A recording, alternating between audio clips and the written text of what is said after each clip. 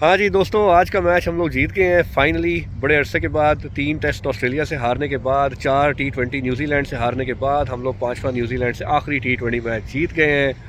और शुक्र है कि 5-0 नहीं हुआ, वाइट वॉश नहीं हुआ, जिसकी हम सबको खुशी है। और ये है कि मेरी नज़र में हम लोग अभी भी हारे ही हैं। यानी कि मैं ये चाहता हूँ कि किसी भी तरह हम लोग ये ना समझें कि हम बड़ा अच्छा खेल गए, जीत गए, हमारी खामियां निकल गई और टीम स्ट्रांग हो गई है, कुछ अच्छा नज़र आ रहा है। हमें ये याद रखना चाहिए हम 4-0 हारे हैं। और आज के मैच के अंदर उन्होंने भी थोड़ा सा मैच लाइट लिया था, इस तरह से कि उन्होंने डैरल मिचेल को नहीं खिलाया था और बाकी उनकी खैर तकरीबन पूरी टीम खेली थी। लेकिन हम जो आज का मैच जीते हैं उसकी मेन वजह पिच थी। पिच कंडीशंस ऐसी थी जो हमें सूट कर गई। पहले बैटिंग भी हम लोग कर गए और वो लोग फंस गए। और ये मेन रीज़न आज का मैच जीतने की अगर आप निकालेंगे ना, तो कट डाउन करके एक चीज़ के ऊपर आए तो वो पिच है। पिच इस तरह की थी जैसे हमें पाकिस्तान या एशियन कंडीशन में मिलती हैं। ठीक है, इस पर बाउंस ज़्यादा था, पिच में बाउंस था, पाकिस्तान या एशियन कंडीशन से ज़्यादा बाउंस था, लेकिन बॉल फंस रहा था, ग्रिप कर रहा था, टर्न हो रहा था, बॉल बैट पे नहीं आ रहा था, जिस वजह से ये मैच हमारे हाथ में आ गया। तो खैर मैं ये बात इसलिए कर रहा हूँ कि हम इस मैच को ज़्यादा खुशियाँ ना मनाएं और बहुत ज़्यादा हमें एक्साइटेड होने की ज़रूरत नहीं है, क्योंकि पाकिस्तान क्रिकेट का लेवल काफ़ी ऊपर है। पाकिस्तान क्रिकेट कोई ऐसी टीम नहीं है कि एक मैच जीत जाए तो बड़ी खुश हो जाए। हम लोगों को कोशिश करनी चाहिए कि हम अपना स्टैंडर्ड वही रखें कि वर्ल्ड कप जीतने वाला। और वर्ल्ड कप जीतने के लिए अगर हमें टीम तैयार करनी है तो उसके लिए ज़रूरी है कि हम लोगों की टीम टॉप पे हो। इस तरह की सीरीज़ अगर 5-0 से ना सही 3-2, 4-1 से जीते तो हमें खुश होना चाहिए। कि इतना स्टैंडर्ड ड्रॉप नहीं करना चाहिए कि हम लोग कहें कि बस शुक्र है एक मैच जीत गए और सारा कुछ ठीक हो गया। आज टीवी के ऊपर मैं देख रहा था, कुछ फॉर्मर प्लेयर्स, कुछ एक्सपर्ट्स बैठे हुए थे और कह रहे थे कि ऐसा लग रहा है कि हमारी वर्ल्ड कप के अंदर टीम अच्छी होगी क्योंकि वहाँ भी सिमिलर कंडीशंस होंगी। ऐसा नहीं है। देखें, यहीं पे हम लोग गलती करते हैं, यहीं पे हम लोग जो है ना फ़ौरन खुशफहमी में मुब्तला हो जाते हैं। हमारी टीम के अंदर काफ़ी सारी खामियां हैं जो हमने पहली वीडियोस में पिन पॉइंट भी की हैं और आप लोगों ने दूसरी जगहों पे भी देखा सुना होगा। तो हमारे लिए ज़रूरी है कि हम लोग उन खामियों पे ही फोकस करें और आज की जीत को बिल्कुल साइड पे कर दें और उन तमाम चीज़ों को, बॉलिंग, बैटिंग डिपार्टमेंट के अंदर, स्पिन, फास्ट, हर चीज़ को उसी तरीके से सीरियसली लें जिस तरह हम लोग को ख़राबियाँ नज़र आ रही थी पिछले दिनों। आज के मैच के अंदर क्या हुआ, आज के मैच के अंदर एक सबसे बड़ी जो हमने पॉइंट मिस किया, मेरे ख्याल में बाबर आजम को आज नहीं खिलाना चाहिए था, क्योंकि बाबर आजम फुली फिट नहीं थे। पिछले मैच में उनकी हैमस्ट्रिंग पुल थी, वो अपना ग्राउंड में भी इलाज कराते रहे और आज भी मुझे ऐसे फील हो रहा था कि बाबर आजम फिट नहीं है, जिस वजह से वो खड़े खड़े चला रहे थे, कोशिश कर रहे थे हर बॉल पे मारो। मैंने आज तक बाबर आजम को इतनी ज़ोर से बैट घुमाते हुए, मिस टाइम करते हुए नहीं देखा। बाबर आजम बहुत ही टच प्लेयर हैं, बहुत ही कन्वेंशनल क्लासी प्लेयर हैं, टाइमिंग उनकी बहुत अच्छी होती है, दे बॉल वंस, उनका फुटवर्क बड़ा अच्छा होता है। तो मैं ये देख रहा था कि बाबर आजम जो है उनका फुटवर्क, बॉल के ऊपर आना, वेट ट्रांसफ़र सही नहीं हो रहा था, वो डेस्परेट लग रहे थे बस कि मैं मारूं। और मेरे ख्याल में उसकी वजह फिटनेस ही थी, क्योंकि वो फुटवर्क आपको पता है, अगर हैमस्ट्रिंग पुल हुई हो या कोई भी इस तरह की इंजरी हो तो फुटवर्क पूरा नहीं होता। रनिंग बिटवीन द विकेट से ही बंदा स्ट्रगल करता है, तो कोशिश करता है कि चलो यार मैं बड़ी बड़ी शॉट्स मारूं खड़े खड़े, जो जिस वजह से मेरे ख्याल में आज आपने देखा है कि उनका स्ट्राइक रेट बहुत कम था। लेकिन इसलिए कम नहीं था कि वो मार नहीं रहे थे, वो मार हर बॉल पे रहे थे, लेकिन उनसे लग नहीं रही थी। तो अगर आज बाबर आजम को ना खिलाते और उनकी जगह पे हसीबुल्लाह को खिलाते, साइम अयूब के साथ ओपन करवा देते और रिजवान को वन डाउन कर देते, तो मेरे ख्याल में ये एक अच्छा टीम के लिए भी अच्छा होता, उन बाबर आजम के लिए भी अच्छा होता, उनको रेस्ट मिल जाता। और सबसे बड़ी चीज़ कि हम लोग नए प्लेयर्स को फर्दर टेस्ट कर लेते, साइम को भी 5वां मैच मिल जाता ऑन द रो। तो बहरहाल खैर कोई बात नहीं है। उसके बाद रिजवान ने अच्छा खैर खेला है, टीम को थोड़ा संभाला है, स्टेबिलिटी दी है, लेकिन एट द सेम टाइम बहुत अच्छी तेज़ फ्री फ्लोइंग इनिंग्स नहीं थी।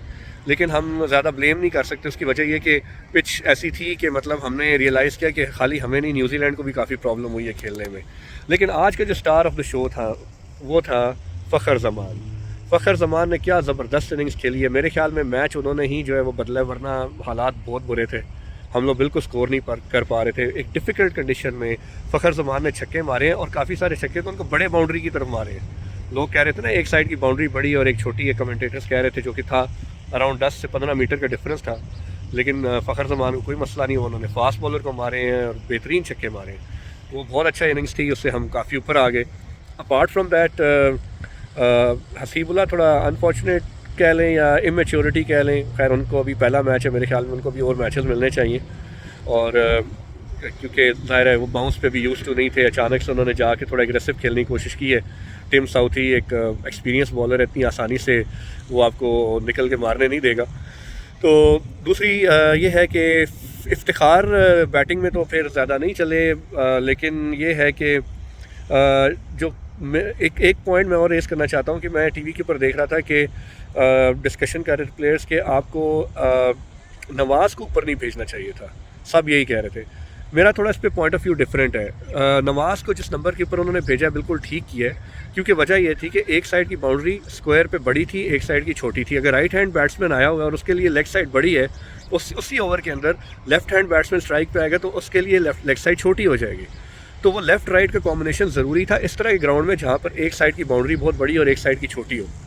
तो अपनी तरफ से टीम मैनेजमेंट ने फ़खर जमान को रिप्लेस किया नवाज़ से। फॉर्म भी अच्छी थी, पिछले मैचेस में छक्के भी उन्होंने अच्छे मारे हैं, लेकिन अनफॉर्चुनेटली आज वो क्लिक नहीं हुआ, आउट हो गए।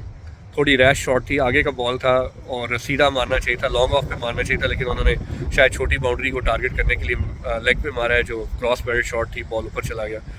और आखिर में बैटिंग को रैप अप करने में मैं एक इम्पॉर्टेंट पॉइंट ये भी रेस करना चाहूँगा कि शाहीन अफरीदी, मैंने पिछली वीडियो में भी कहा था कि he is a genuine bowler और उनको बॉलिंग पे ही फोकस करना चाहिए और बॉलिंग से ही कोशिश करनी चाहिए मैच जिताए। बैटिंग आ गई तो आ गई।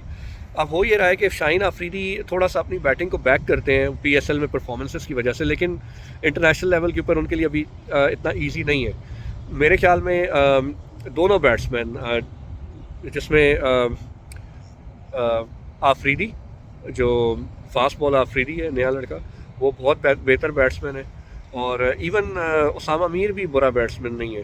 तो लेकिन एटलीस्ट अब्बास आफरीदी को अपने से ऊपर रखना चाहिए था। अब्बास आफरीदी ने लास्ट मैच में भी बड़ी अच्छी बैटिंग की थी, एटलीस्ट फुटवर्क, स्टेबिलिटी, बैलेंस बहुत अच्छा होता है। तो खैर वो नहीं आए, खुद आए, उस चक्कर में क्या हुआ कि तकरीबन 5-6 बॉलें ज़ाया हो गई। तो लेकिन यह है कि अब्बास आफरीदी ने ज़बरदस्त बैटिंग की है, आते ही छक्का मारा है और वो बहुत इंपॉर्टेंट रन्स थे, अगर वो ना होते तो हमारे लिए टोटल कम हो जाता।